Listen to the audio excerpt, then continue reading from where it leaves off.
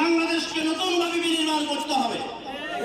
আমরা যদি ঐক্যবদ্ধভাবে বাংলাদেশকে বিনির্মাণ করতে না পারি, আমরা যদি পরস্পর কাটা ছোড়াছুড়ি করি, তাহলে বাংলাদেশ যে পৃথিবী ছিল তাদের সেই স্বপ্নই বাস্তবায়ন হবে।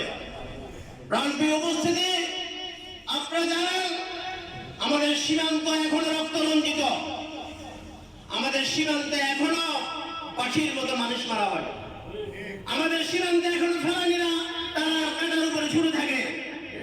আমাদের দেশ যদি আজকে প্রকৃতপক্ষে আমরা স্বাধীন করতে পারি নাই, সেই কারণে দল ও মত নির্বিশেষে নতুন করে বাংলাদেশ যে স্বাধীনতা অর্জন করেছে, এই স্বাধীনতা অর্জনের জন্য আমাদের ঐক্যবদ্ধভাবে কাজ করতে হবে।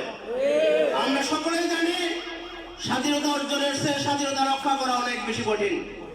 এই স্বাধীনতা আমাদেরকে রক্ষা করতে হবে, কোনো ধরনের গুজবে কান দেওয়া যাবে না।